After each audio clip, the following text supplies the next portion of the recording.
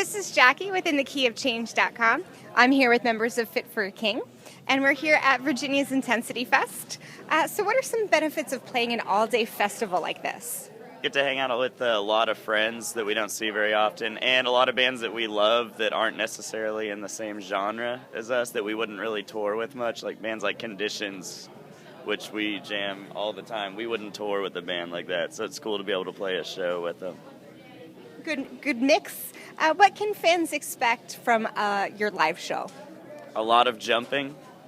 And we try to be really personal with fans. You know, we like them to come on stage and, you know, stage dive and all that stuff.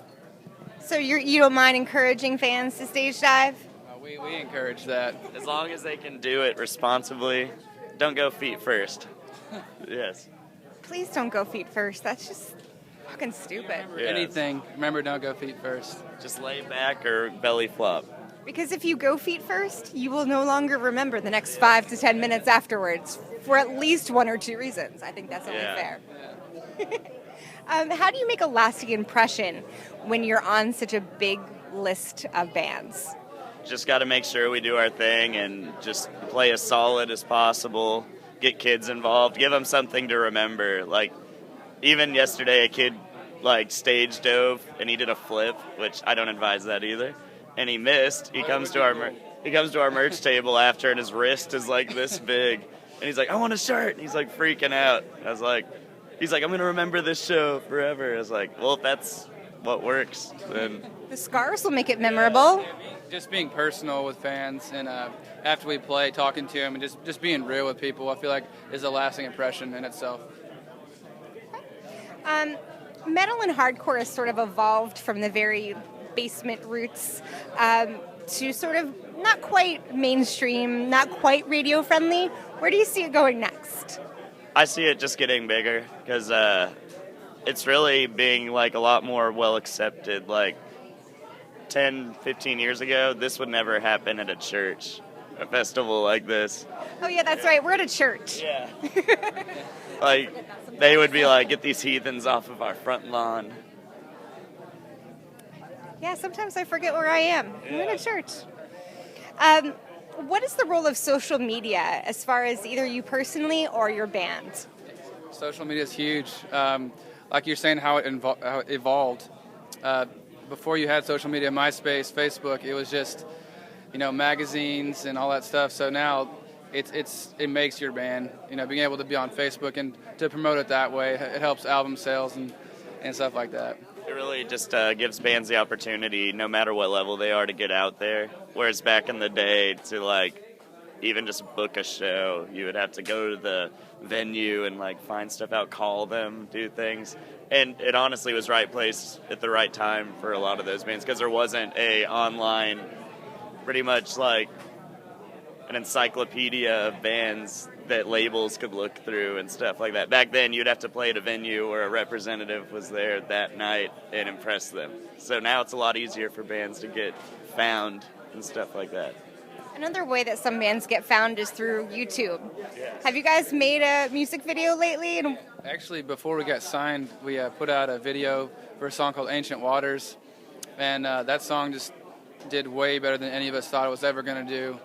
I just thought it was put out at the right time, and that honestly boosted our band more than anything else has so far.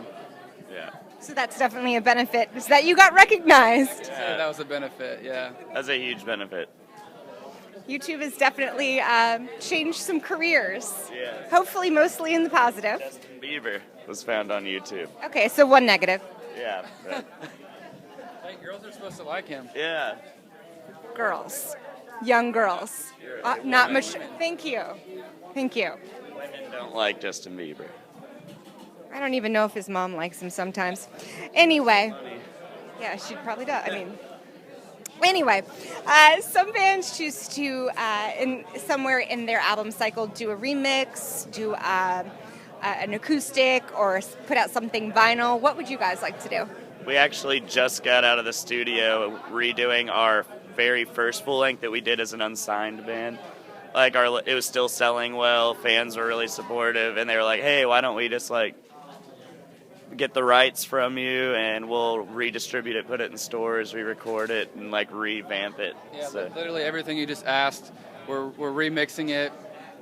We're putting it on vinyl, and there's an acoustic song in there. So Excellent. And I'm awesome like that. What's the name of the album? it's entitled Descendants. So Check it. When can we find it in stores? By the end of the year. We don't have a specific date. Christmas time is always helpful. Christmas song on it too. So yeah, it'll be around Christmas time. What kind of Christmas song? It's softer, actually. God rest ye. Yeah. What is it? God rest ye, weary, gentle. Yeah, we didn't sing it. Yeah. Our singer sung it. So Yeah, it was our singer and our guitarist kind of collabed on it. It's really soft. It's like Pirates of the Caribbean mixed with Johnny Cash is how he described it. But metal.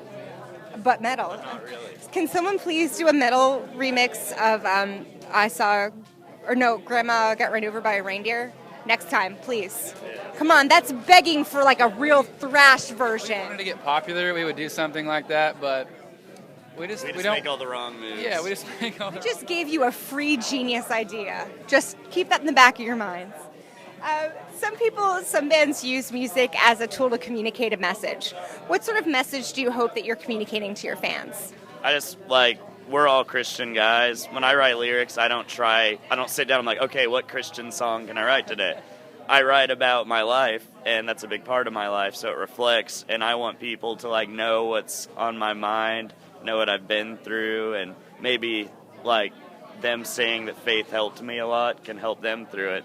And above all, in a scene full of a lot of bands that are negative and partying and stuff, I just want to be a nice, clean band that somebody can listen to and relate their life to, and they're struggling with stuff and all that. Yeah, just going back to being personal, with fans, just being real. Yeah. Another way to be real and another cause that is supported today is through Psych, which is trying to promote a smoke-free music scene. Are you guys both non-smokers? We're not smokers. I smoked one cigarette in 8th grade, and it was terrible. So why have you chosen to be smoke-free? I just think it's a gross habit. It's never really interested me, and it's just something that I don't see the point in picking up. I've kind of been like, why do I need to spend money on something that doesn't really offer a benefit to my life? It actually can lower my my living Lifespan. I can't think of words right now, but just my quality of life. It may not affect people right now, but when they're older, that's when it starts hitting really hard. What's the dumbest way someone has tried to get you to smoke a cigarette? I'll be they'll blow smoke in my face after I say no, and then I leave. Ew, jerks. Back to try to get the smoke back in their face, then it's just like a war. Burp. I should burp in their face. I mean, it's similar, but less detrimental. But I think he gets the point across. It would just smell really bad, depending on what I ate earlier that day. I'm just trying to think of some other ways to get sweet revenge. I'll eat the French onion sun chips, and then burp. Game over. Eat the worst thing you can think. There you go. All right, I got to get that off my mind. I got to get it off that mind. Well, a lot of hardcore bands and hardcore shows are primarily smaller venues, often indoors. Thinking about the smoking scene there, how do you think that smoking affects young fans? My first show I ever went to was obviously inside, a band called Blindside, and the venue was just smoke everywhere. So that sort of put in my mind that, when you go to a show, that's just what it's going to smell like. Like a bowling alley. Like a bowling alley, exactly. And so I don't know, just from then on, that's what was part of it. Was going to shows, you're gonna have smoke everywhere and be dirty, I guess. I just think smoking is kind of disrespectful if you do it around other people. If it's a choice you want to make, then more power to you. But I have asthma, and it kind of flares it up if somebody's smoking around me. So venues where it's really smoky, it sucks because I can't really hang out too much with fans inside the venue, because I'll start having trouble breathing, and I have to perform, and last thing I need is to have trouble breathing before I go up. See, smoking's no fun. It's just no good. So what's up next for the band? We are going to go home after today for 3 weeks, then we leave for Australia with a band called For the Fallen Dreams. And then right after that, we have like 4 days off and start a tour with a band called Attila and Upon a Burning Body. So we're pretty busy, and that's 5 weeks long. So those little obscure bands. yeah. That's awesome. I don't think they're very big or anything. So. No, they're really big. It'll be definitely the biggest tour we've done to date.